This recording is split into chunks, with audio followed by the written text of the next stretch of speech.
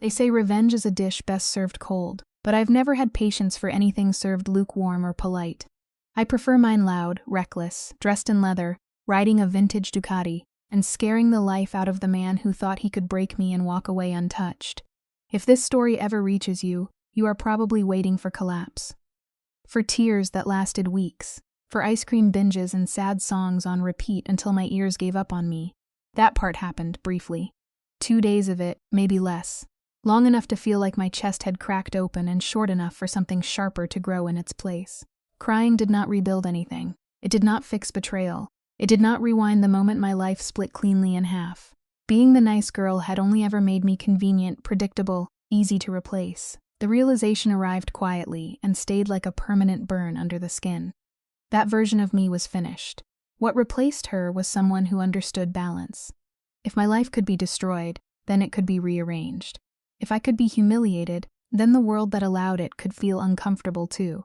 And if my ex-boyfriend thought he had escaped consequence, then I would simply redesign consequence. My name is Maya, and before everything collapsed, I was a professional people pleaser with a stable life and a carefully maintained illusion of control. I was 24, working as a junior graphic designer in a mid-sized marketing firm where I apologized for things I did not do, and color-coded my bookshelf like order could protect me from chaos. I liked plans. I liked predictability. I liked believing tomorrow would resemble today. Kyle was part of that structure. 2 years together, smooth and safe, the kind of relationship built on beige stability. He was a junior account manager, always neatly dressed, always agreeable, the kind of man parents approve of instantly. He opened doors, remembered birthdays, and once gifted me a vacuum cleaner without understanding why that was not romantic. We had already discussed moving in together. Apartment chosen. Future outlined. Even dog breeds decided. A golden retriever because of course it was. I thought that was happiness. That belief ended on a rainy Tuesday in November. I left work early with a migraine hammering through my skull, and used my key to enter his apartment without warning. I wanted quiet, a hoodie, a sofa. Something warm and familiar. The apartment was dim, lit by scattered candles that did not belong to any routine I knew. At first, I softened at the sight. Something felt staged in a way that should have been romantic. Then I noticed the trail of clothes. Kyle's familiar beige chinos, a shirt I had bought him, a red dress I recognized instantly, one I had helped zip just weeks before. Everything in my body went still before my mind caught up. The bedroom door was slightly open, and every instinct I had told me to turn away. I did not listen. I pushed it open and stepped into the moment that ended everything cleanly. Kyle was there, and with him was Tiffany, my cousin. The same cousin who had shared every holiday, every family gathering, every memory that defined what family was supposed to mean. Silence shattered into movement. Sheets pulled up, panic dressed as confusion. Then came the scrambling explanations, voices overlapping in desperation. Kyle spoke first, stumbling over himself, insisting it was not what it looked like, even though it looked exactly like what it was. Tiffany followed with something sharper, less apologetic, claiming connection, claiming understanding, claiming I would never comprehend it. The word that lingered was boring. That was what they reduced everything to. Our relationship, my trust, my history, all dismissed as something dull. I did not scream. I did not break anything. I did not give them the satisfaction of collapse. I simply left. The key went on the counter. The door closed behind me. Rain swallowed me outside like the world had already decided to match my mood. Inside my car, I did not cry immediately. I drove first.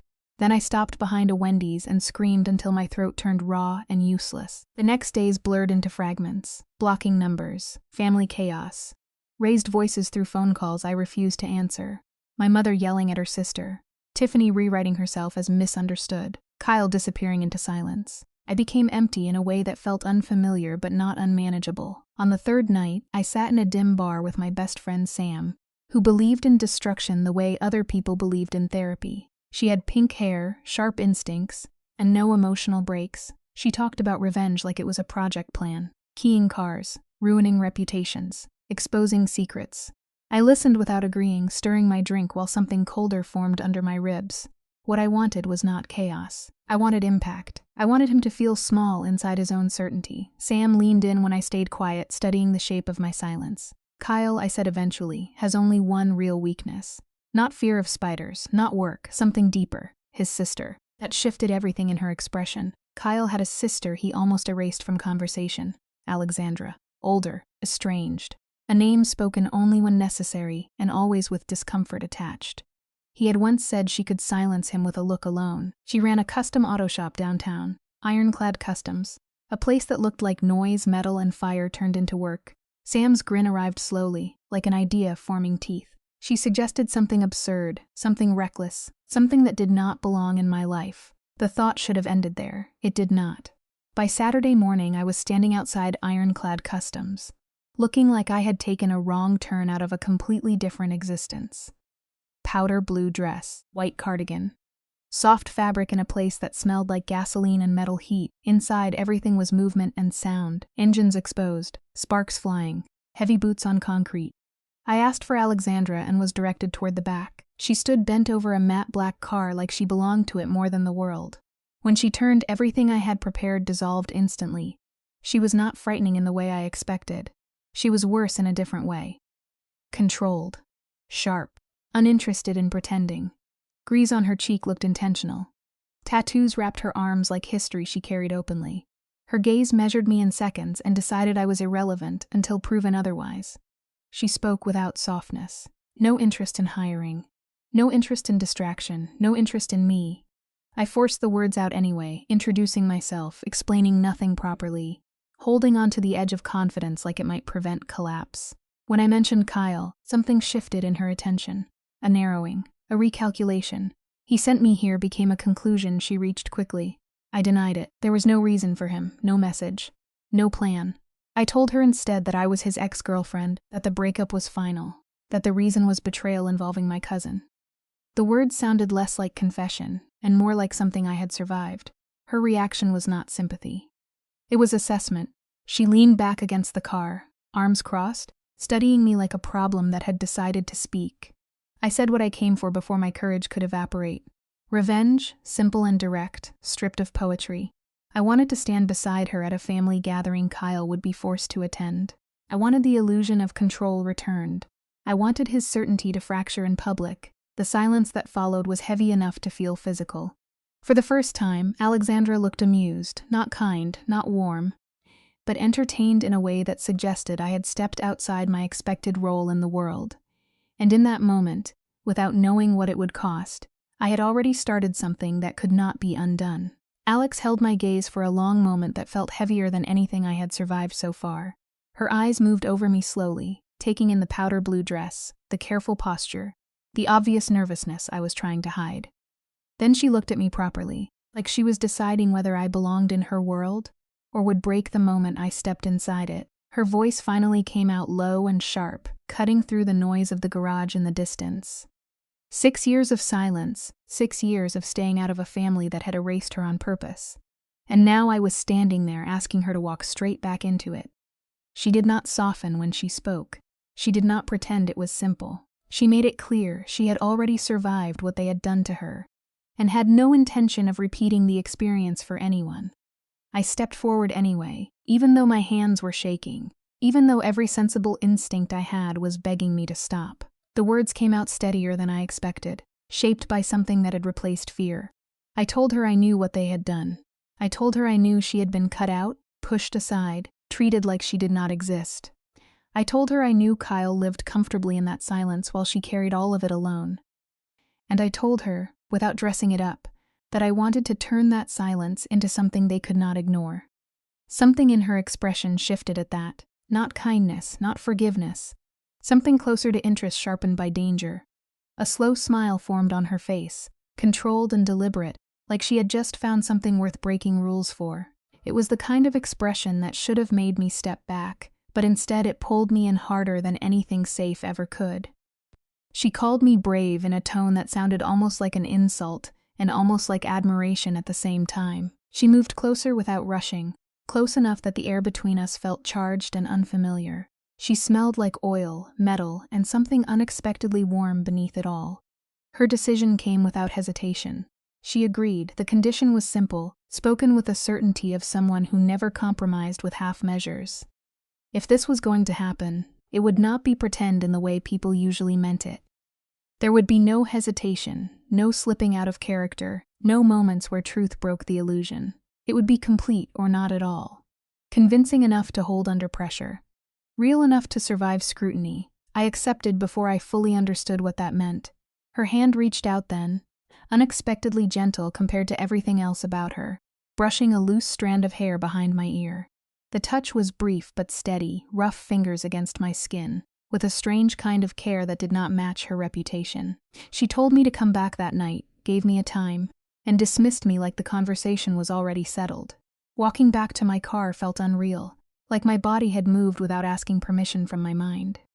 I had not just made a plan anymore. I had stepped into something that had weight and direction and consequences I could not yet see. The idea of revenge no longer felt distant or theoretical. It was sitting in my hands, breathing. By the time the night arrived, everything about me had changed again. The mirror showed someone unfamiliar, stripped of softness and rebuilt in borrowed confidence.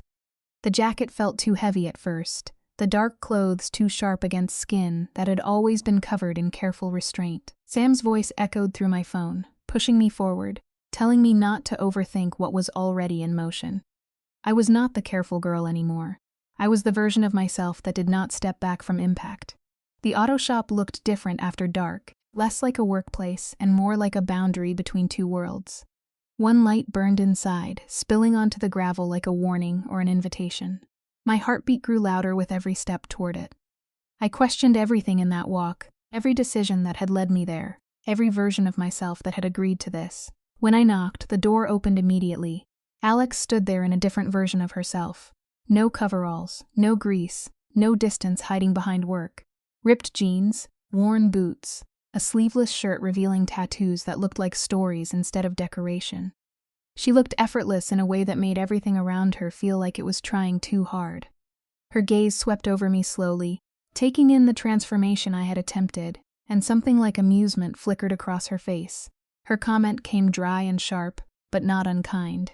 She noticed the absence of the cardigan immediately, as if that detail alone confirmed something about my commitment. I tried to respond with confidence, but it cracked at the edges, betraying everything I was trying to become. She called me something that sounded like a warning and a tease at the same time, then turned away like the conversation was already moving without me.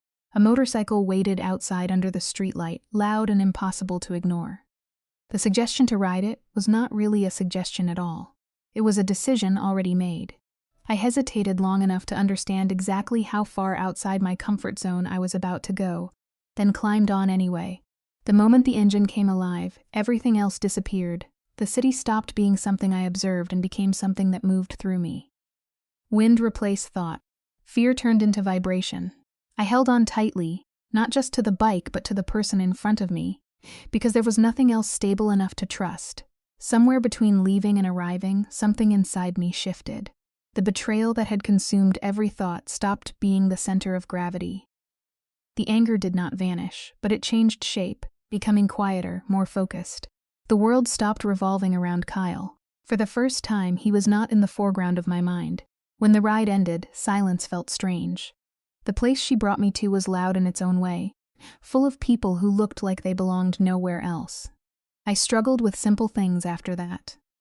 Even taking off a helmet that refused to cooperate, panic rising for reasons that no longer made sense in the new version of my night. Alex stepped in without hesitation, close enough to take over the problem without asking permission. Her hands were steady as she fixed what I could not. The nearness of her was disorienting in a way I did not have language for yet. When she finally pulled the helmet away, she looked at me like I was something slightly less fragile than before. The bar they entered felt like another layer of the same world, cracked leather, dim light, no pretense of elegance. She ordered without hesitation. I ordered without thinking. And then the plan returned between us, laid out like something official. There were rules now, a timeline, a structure forming around the idea that had started as impulse, a family reunion waiting somewhere ahead like a stage set for confrontation. The story we would need to build was not simple, not casual, not something that could fall apart under pressure. We began constructing it together, piece by piece, like a strategy rather than a lie. How we met, what we saw in each other, what held us together in a way that could survive questions. I wrote it down as if preparation could replace nerves, as if structure could protect me from what I was stepping into. And then the conversation shifted without warning. Kyle's name stopped being just an object of revenge and became something heavier when Alex spoke about him. The humor disappeared from her voice entirely. The ease in her posture tightened. What she shared was not a story meant to be dramatic, but something she had carried for years without permission to release. He had been the version of the family that obeyed. The one who stayed safe by staying silent. The one who let consequences fall on someone else if it meant preserving order. When she spoke about the night she left, it was not loud or emotional. It was precise, like she had rehearsed it so many times it no longer needed pain to be spoken. I stopped writing. The pen slipped from my hand without me noticing. The space between us changed, no longer built on revenge or strategy or performance. Something human had entered it without warning. I reached across the table before I could think better of it, covering her hand with mine, and for the first time since all of this began, nothing about the situation felt like a plan anymore.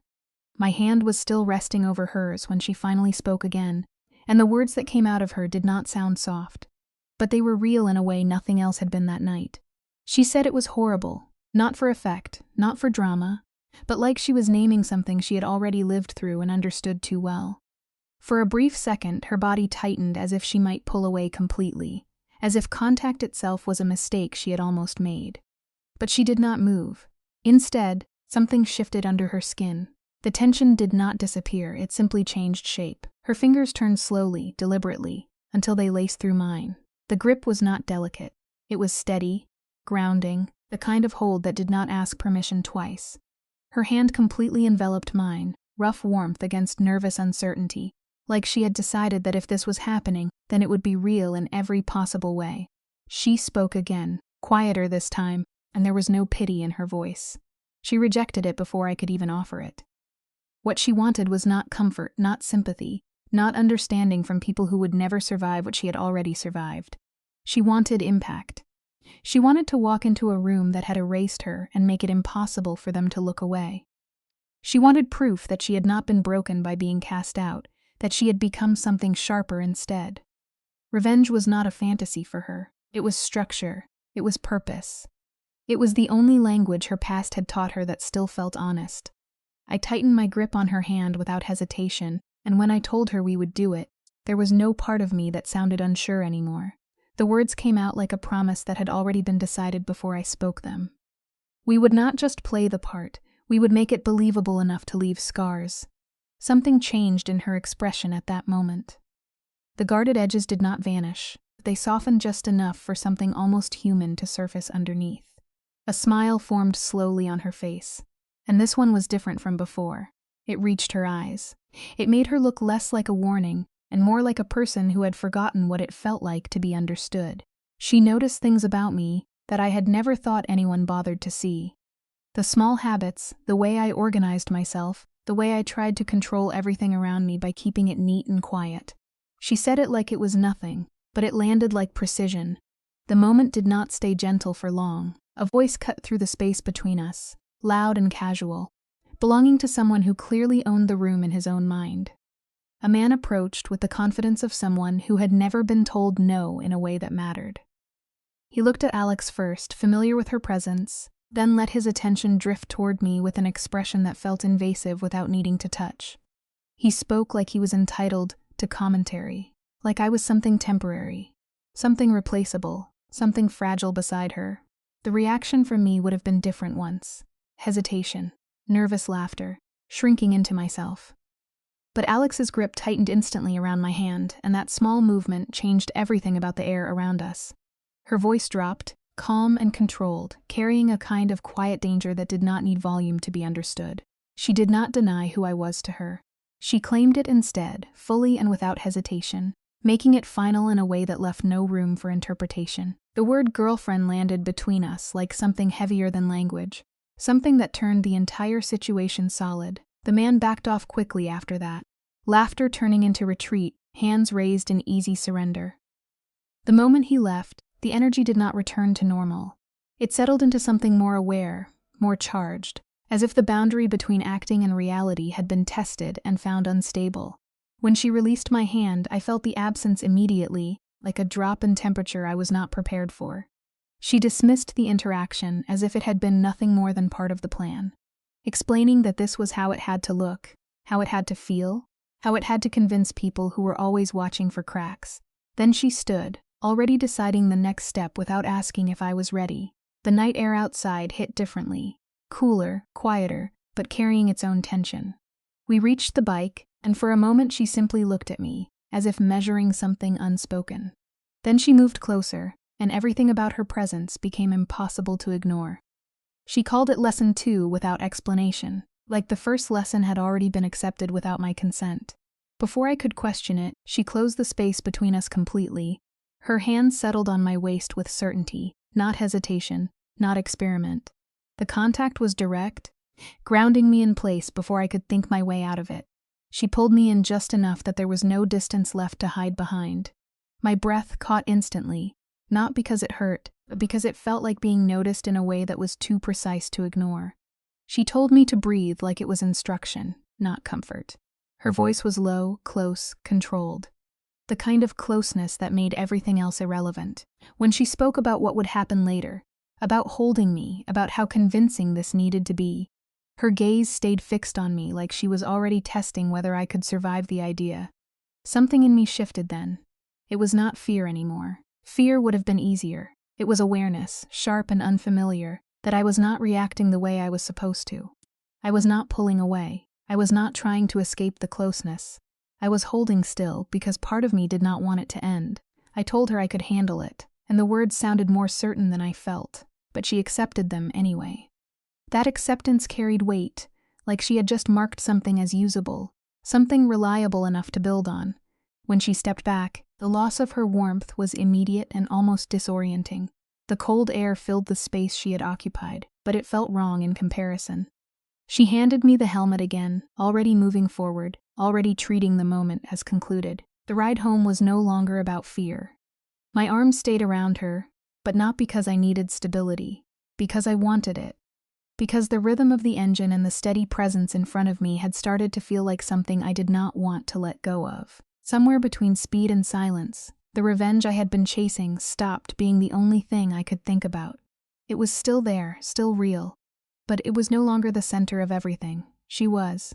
And that realization arrived quietly, without permission, and refused to leave. Days later, the plan had already grown sharper, more structured, more intentional. We had moved from theory into preparation, from conversation into execution. Her presence in my space had become normal in a way that still did not feel safe to admit. She was close again, too close, leaning into my personal space with complete focus, as if precision mattered more than comfort. The eyeliner in her hand moved with absolute control, and I stayed still in a way I had never had to stay still for anyone before.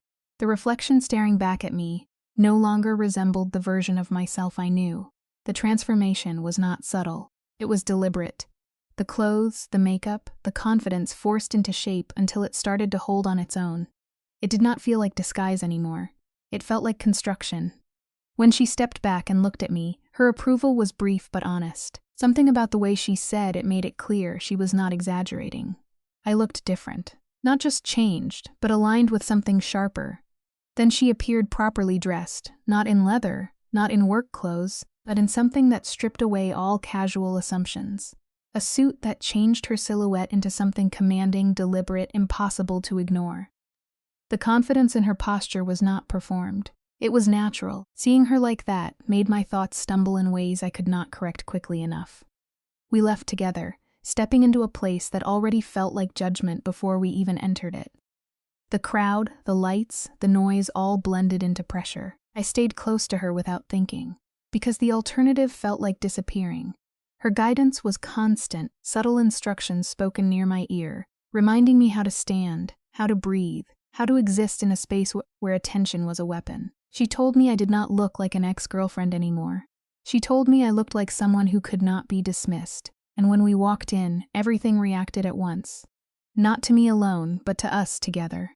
We moved through the room like a statement already written, and when I finally saw them, sitting there as if nothing in the world had changed, something inside me steadied completely.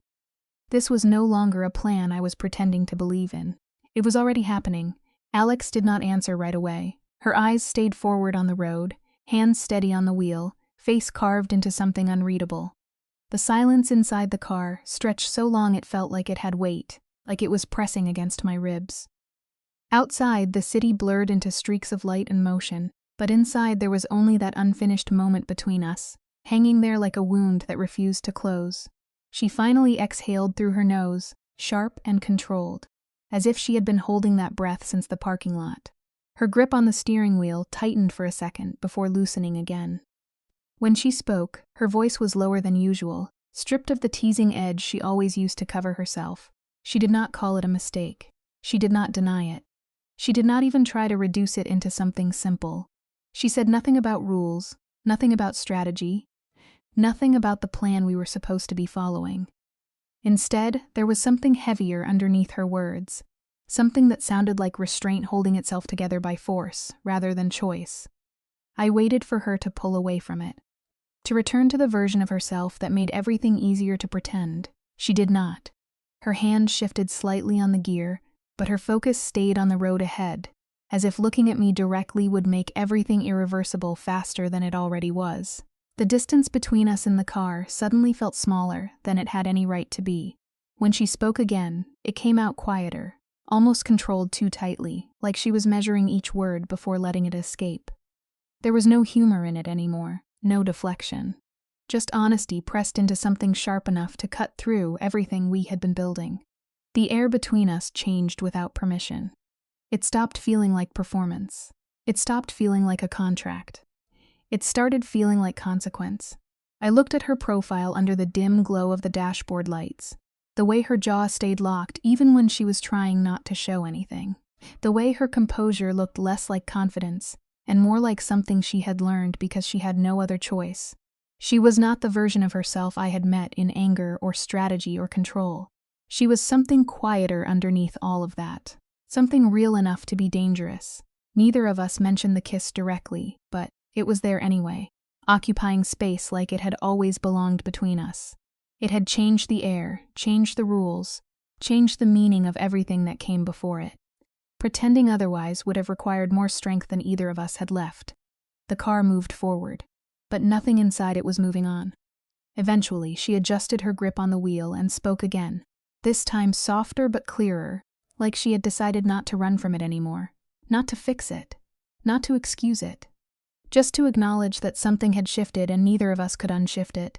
The road ahead curved toward the estate, toward the reunion waiting like a stage already set for chaos.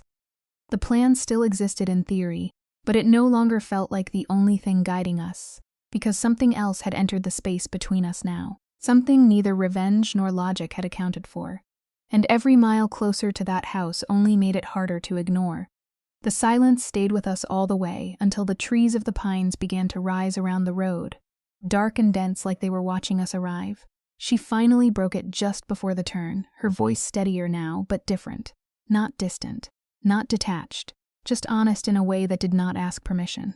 I did not answer immediately, I could not, because whatever was waiting at that estate was no longer just about Kyle, or family, or revenge. It was also about everything neither of us had said out loud yet, sitting quietly in the space between every breath we took. Tiffany's voice died the moment she saw Alex. Her mouth snapped shut like something inside her had been physically cut off. Kyle went rigid, then pale in a way that drained every trace of confidence from his face. The reaction was instant, involuntary, and exactly what I had imagined in my most private, vindictive fantasies. Not anger, not denial. Fear, real fear. Alexandra did not rush it. She let the silence do the work. Her gaze moved across the table, slow and deliberate, like she was reacquainting herself with a room she had once been forced out of. When her eyes landed on Kyle, something sharp and almost amused flickered in them. Her voice, when she finally spoke, carried no warmth, only recognition, the kind that came from history that had never been resolved, only buried. She greeted him like an old wound reopening at will, calm and controlled, as if she had never left at all. Kyle's composure collapsed further. His words tangled in his throat, breaking apart before they could form anything coherent. He looked smaller than I had ever seen him, as if the presence of his sister had stripped him of every version of himself he used to feel safe inside. Alex did not move closer. She did not need to. Her stillness was enough. Then her attention shifted to me, everything about her softened in a way that felt almost impossible in contrast to the room around us. The edge in her expression dulled, replaced by something quieter, more deliberate. Her hand came up, brushing lightly against my cheek in a gesture so intimate it momentarily erased the entire table, the audience, the performance. For a fraction of a second, I forgot where we were supposed to be and why. She spoke like it was the simplest truth in the world, like the lie had already been living long enough to become real. She said we were together, that we had been together long enough for it to matter, long enough for it to be undeniable. The words landed cleanly, without hesitation, as if she had rehearsed them in a life I had not yet seen. Kyle reacted like the ground had shifted under him. Tiffany followed with outrage that sounded more like disbelief than control. The table fractured into overlapping voices, shock trying to reorganize itself into something rational, failing completely. Alex did not engage with any of it. Instead, she tightened her hold on me, subtle but possessive, in a way that made the performance feel suddenly less like strategy and more like territory. She spoke about me with calm certainty, listing qualities that were not exaggerated, but chosen carefully enough to sound like truth sharpened into advantage. The insult to Kyle was not shouted. It was delivered like a conclusion. When she leaned closer and added something far too bold for a plan, my entire body betrayed me at once. The reaction I gave was not calculated. It was immediate, human, uncontrolled. And that alone changed the atmosphere at the table more than anything else she had said. Kyle looked destroyed. Tiffany looked outraged. The rest of the room had gone silent in a way that felt almost respectful, like they were witnessing something irreversible. Alex did not look back at them for approval. She simply turned away, already done with the moment, as if their reactions were only background noise to her purpose. When we returned to the cottage, the energy did not leave with them. It followed us inside, thick and unsettled, clinging to the air like heat that refused to fade. The space was too small for distance to exist properly, and every movement felt amplified by it. We moved around each other carefully at first, as if the earlier performance had left residue we were both trying not to acknowledge. The boundary between acting and existing had blurred without permission, and neither of us seemed interested in correcting it too quickly. She changed first, shedding the last trace of formality, becoming something quieter but no less overwhelming in simplicity. I tried not to look too long, failed anyway, and pretended the bed required my full attention to survive the embarrassment. Her voice when she spoke again was softer, stripped of everything she used in public. There was no audience here, no script, no necessity to perform control. Just two people occupying the same fragile space after crossing lines neither of us had properly agreed to draw. When she sat down beside me, the mattress dipped under her weight, pulling the distance between us into something measurable. Close enough to feel. Close enough to pretend it meant nothing if we wanted to lie to ourselves. But neither of us did. The conversation drifted, slowed, lost its structure. What we had done at dinner lingered between us like a shared secret that no longer belonged to either of us individually. The kiss, the declaration, the possession disguised as strategy, none of it fit neatly back into the idea of pretending anymore. When I asked what we were doing, the question was not strategic. It was not part of the plan. It came from somewhere quieter, more uncertain. Her answer did not fix anything. It did not resolve anything. It simply admitted what had been building without permission. That revenge was no longer the only force guiding her attention. That something else had begun to exist alongside it, uninvited and unmanageable. She did not name it clearly. She did not need to. Her hand found mine in the dark without hesitation, fingers interlacing like it was the most natural thing in the world, like it had already been decided long before either of us noticed. The grip was steady, grounding, but it carried weight now. Meaning, consequence. She told me to sleep, but her voice did not fully leave the space between us. It stayed there, lingering even after she closed her eyes. I did not move for a long time. The cottage was quiet except for breathing and the faint sound of night outside. The bed felt too small for denial, too close for pretending, too still for anything to remain uncomplicated. Revenge was still real. The plan was still real. The family waiting ahead was still real. But something else had started existing too. Something that did not belong in the original story. And by the time I finally closed my eyes, I understood with uncomfortable clarity that I was no longer only participating in a plan designed to hurt someone else. I was inside something that could just as easily undo me instead. Her jaw tightened as the words hung between them. The question of what they were had never truly been answered, only avoided. The air inside the car felt suffocating despite the blasting cold from the vents, a sharp contrast to the heat rising in Maya's chest. Alex finally spoke, her voice rough, controlled, but strained at the edges, as if every word cost her something. They were about to walk straight into a storm, and she refused to dissect something as dangerous as that kiss right now. The timing was wrong. The stakes were higher than personal confusion, and she made that clear without softening her tone. Maya's stubbornness broke through anyway. She wanted clarity, because the idea of being touched like that again in front of her entire family, without understanding what it meant, felt unbearable. The fear wasn't just about embarrassment, it was about wanting it too much. Alex turned her head slightly, lowering her sunglasses just enough for her eyes to cut through her like a warning. Her voice dropped, quieter now, almost intimate, carrying the memory of the parking lot that neither of them had escaped yet. Maya had responded in ways that couldn't be denied, even if they were both pretending otherwise. The tension shifted, not resolved, only buried under urgency. Alex forced the moment back into structure, back into the mission. Any physical closeness in public would remain part of the act, nothing more, nothing allowed to grow beyond what was necessary. The reassurance should have been comforting, but it wasn't. It landed like a lie they were both agreeing to keep alive. The pines rose ahead of them like something out of a storybook, too perfect, too large, too judgmental.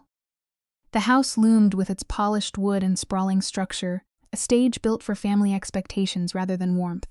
Every step toward it felt like walking deeper into an old wound dressed as tradition. The moment they arrived, silence spread through the gathered family like a signal. Eyes turned, conversations died mid-sentence, and judgment filled the space before a single greeting was exchanged. Alex carried herself like she belonged nowhere near their approval, while still refusing to shrink under it. Comments were sharp, laced with history and resentment. Alex met them without hesitation, her voice steady, her presence deliberate, as if she had already decided she would not be reduced here. Maya stayed close, anchored by Alex's hand at her waist, caught between fear and defiance. The introductions became barbed exchanges. Every sentence carried history underneath it, old wounds disguised as polite conversation. Even Kyle's presence felt like pressure in the room, his forced confidence cracking under Alex's calm dominance. When sleeping arrangements were revealed, the intention behind them was obvious without being spoken. The guest cottage was small, isolated, and designed to make a statement. One room, one bed, and no escape from proximity. Neither of them acknowledged the implication out loud, but it settled heavily between them as they stood in the doorway. The space was too intimate to ignore, too small to pretend distance would be simple. Maya's panic rose in silence while Alex observed it with unreadable calm. Alex dismissed the concern with practicality, framing it as necessity rather than choice. There was no room for hesitation in her logic. Survival in this environment meant adaptability, not avoidance. Dinner only intensified everything. The table became a battlefield dressed as tradition, with polite conversation masking open hostility. Every question carried judgment, every answer carried resistance. Alex refused to shrink. She spoke with precision and control, dismantling assumptions without raising her voice. Maya found herself protected not just physically beside her, but verbally, as Alex challenged every attempt to diminish her. The atmosphere fractured further when Alex addressed the deeper truth of the family dynamic. The illusion of unity cracked under the weight of history that no one at the table wanted to acknowledge. The tension became unbearable, thick enough to suffocate any remaining pretense of civility. Then, in the middle of it all, Alex turned toward Maya with a softness that felt almost dangerous in contrast to everything else. Her touch shifted the energy instantly, pulling attention without effort. The kiss that followed was not performative in its execution, even if it existed within a performance. It was slow, deliberate, and unignorable. It carried ownership in the way it silenced the room, not for shock value, but for declaration. Maya stopped thinking in arguments and strategy, and for a brief moment there was nothing but sensation and heat and certainty. When they pulled apart, the silence that followed was heavier than before. Nothing had been resolved, but everything had been altered. Back in the cottage, the world outside felt distant, muffled, irrelevant. The shared space between them was no longer just logistical. It had become charged, unstable, impossible to ignore. Night blurred into proximity and silence, into awareness of each other's presence in a way neither of them openly addressed. Words became less useful than avoidance. and avoidance became impossible in such close quarters. Morning arrived gently, without warning or permission. Warmth replaced tension, and for a few stolen seconds reality didn't exist. There was only closeness, only breath, only presence. When awareness returned, it did so in layers. Responsibility first, then memory, then consequence. The illusion of simplicity dissolved immediately.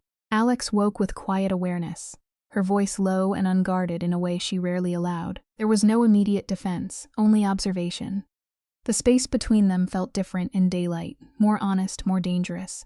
Maya attempted escape through routine, through pretending nothing had shifted. Alex stopped it without force, only presence. The conversation that followed hovered between avoidance and truth, neither fully chosen. There was humor layered over tension, but it did not erase what lingered beneath it.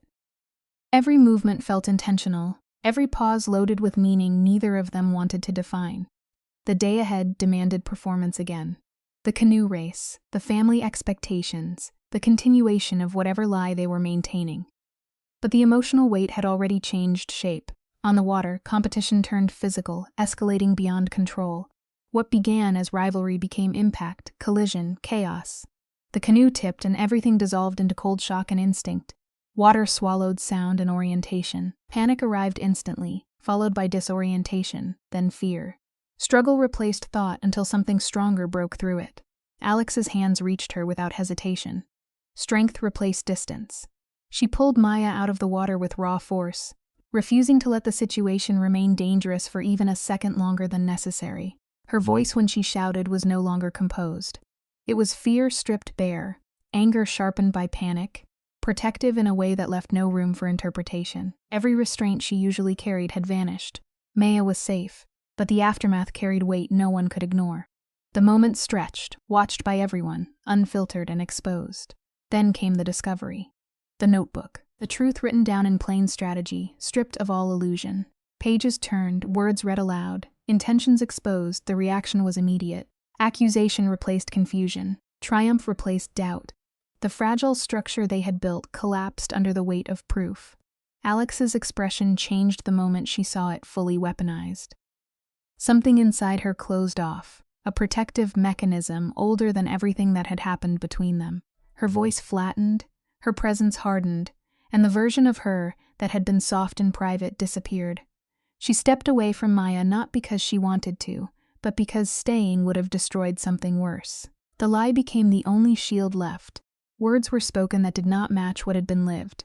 Distance was created in real time, even as both of them resisted it internally.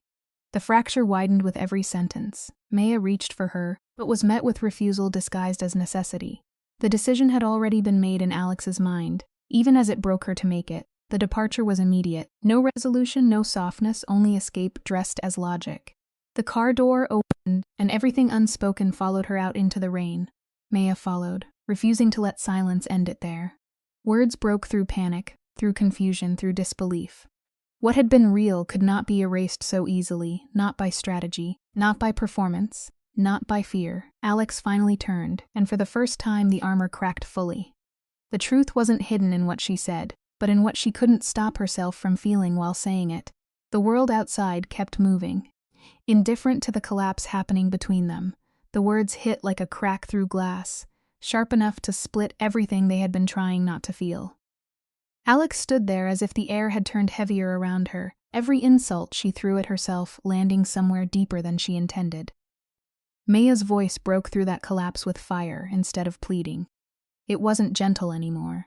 It carried everything she had been swallowing since the parking lot, since the lake, since every moment Alex tried to erase herself out of fear. She refused to accept being placed back into a safe life that felt like suffocation. That was what made Alex flinch. Not anger. Truth the silence after it was brutal. Alex admitted what she was trying to do, not with pride but with resignation, as if leaving had already been decided before she arrived. The idea of staying felt more dangerous to her than walking away, but Maya didn't soften. Not this time. Her voice cut through the space between them, shaking but unbroken, refusing the ending Alex was trying to write for both of them. She called it what it was. Fear disguised as sacrifice. Alex got into the car anyway. The engine felt like a wall going up between them. Maya's warning came out raw, final, not a negotiation but a boundary drawn in desperation. If she left now, it wouldn't remain pretend anymore. It would become real separation, not protection disguised as distance. For the first time, Alex looked at her without armor. The tears were there, unhidden now, because there was no strategy left that could fix what she was about to lose. The goodbye came out small, almost broken, and the car door closed on everything they hadn't finished saying. The driveway felt colder after that. Stillness returned too fast, like the world was pretending nothing had happened. Behind her, laughter cut through the moment, careless and sharp, as if heartbreak was entertainment. But Maya wasn't the same person anymore. Something inside her had already shifted in ways she couldn't undo. The version of her that had once accepted silence and humiliation was gone. What remained was sharper, heavier, awake. She walked toward Kyle without hesitation, not thinking, only moving on instinct fueled by everything he had contributed to breaking. When he spoke, it was dismissive, amused, as if the entire situation was still a joke he controlled. The punch came out clean, sudden, final. The reaction around her exploded, shock rippling through the entire family like electricity. There was no apology in her voice afterward, only clarity. That moment belonged to Alex in a way none of them could take back. The drive away from the Pines wasn't an escape. It was a direction, a decision forming fully for the first time without confusion or permission from anyone else. Alex thought she was protecting her. Thought distance meant safety. Thought removing herself would erase the damage. But what she had actually done was ignite something irreversible. Silence followed for days. Not peace, but absence. The kind that presses into every corner of a room until even breathing feels loud. Phones became objects of obsession and avoidance at the same time. Sam filled the space like a blunt reality check, bringing caffeine and sarcasm into a situation that refused to be processed logically. Maya didn't deny what she was doing anymore. She didn't pretend it was casual. Every design choice carried intent. Every revision carried memory. The leather jacket became a symbol instead of clothing. Something stolen, kept, and worn like defiance. Ironclad was no longer just a workplace in her mind. It was a destination she was building courage toward. Not for revenge anymore, for return. When she finally walked in, the world there hadn't changed. Noise, metal, motion, chaos. But she had. Alex was there, buried under work, exhausted in a way that couldn't be hidden by grit. The moment their eyes met, everything in the room slowed without permission. There was no performance left in either of them at that point. Only the weight of what had been avoided. Maya didn't ask for permission to exist in that space anymore. She didn't soften her presence or shrink her voice. She arrived as herself, fully, without apology. The confrontation didn't start with anger. It started with truth forced into the open. Every excuse Alex had built around leaving came undone under the pressure of being seen too clearly. The argument wasn't loud at first. It was precise, each sentence removing another layer of denial, until nothing remained but fear and care colliding in the same breath. Alex tried to push her away again, but it didn't hold. Not this time. The distance she tried to create collapsed under its own contradiction. Everything she had been protecting Maya from was already happening without her permission. The difference was that Maya was no longer backing away from it. The realization broke something in Alex, not loudly, quietly, like something heavy finally giving way after too much pressure. The kiss that followed wasn't planned, or defensive, or strategic. It wasn't a continuation of a lie. It was the end of it. It carried exhaustion instead of performance, truth instead of intention. It stopped being about pretending long before it ended. The space around them reacted before either of them did. Noise returned slowly, but it no longer mattered. When they finally separated, nothing was solved, but nothing was hidden either. That was the difference. What followed wasn't a perfect resolution. It was choice, repeated in small ways over time, in proximity, in refusal to run from what they had already become to each other. Months later, life didn't flatten into simplicity. It expanded into something louder, more chaotic, more real. Family tensions didn't disappear, but they lost their power to define everything. Work and life blended into something shared and unstable in the best way. A loft full of contradiction, color-coded order against mechanical chaos, two lives refusing to erase each other. Love didn't arrive as a conclusion. It stayed as a continuing decision, made in ordinary moments rather than dramatic ones. And in the end, nothing about it was tame.